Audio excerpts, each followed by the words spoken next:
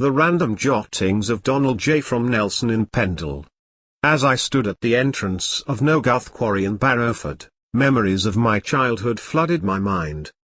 This place used to be our playground, a spot where we would spend hours climbing the rocks and running around.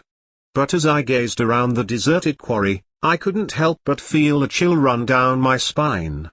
Over the years, there had been many deaths in this quarry, and locals believed that their spirits still roamed around, searching for their way home. I remember hearing tales from my grandparents about how the ghosts of the deceased would often haunt the area, their presence felt in the rustling of leaves and the creaking of branches.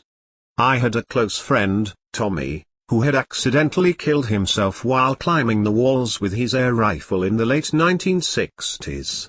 It was a tragic incident that shook our community, and ever since then, the quarry became an abandoned place, feared by many.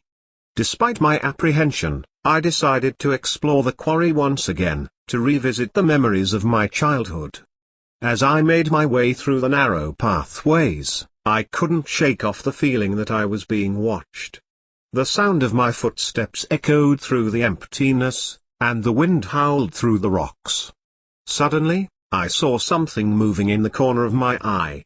I turned to look, but there was nothing there. I tried to brush it off, thinking it was just my imagination playing tricks on me. But as I continued to walk, I heard the faint whispers of voices that seemed to be coming from all around me. I froze in my tracks, my heart racing with fear. I couldn't see anyone, but the whispers grew louder, and I could feel the presence of something ominous. Suddenly, a gust of wind blew past me, and I heard a loud scream that made me jump out of my skin.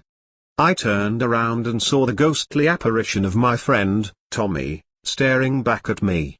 His face was pale and contorted with pain, and his eyes looked right through me. I felt my knees give way as I fell to the ground, trying to make sense of what I was seeing.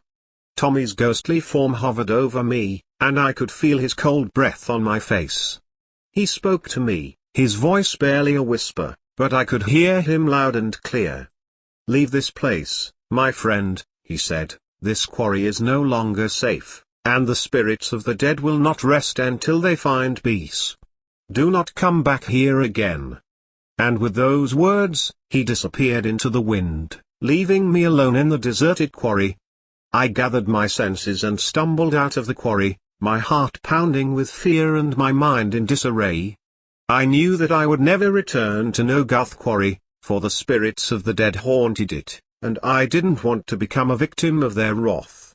The memories of my childhood would forever be tainted by the ghosts that lurked in the shadows, and I would carry the fear of Nogarth Quarry with me for the rest of my life.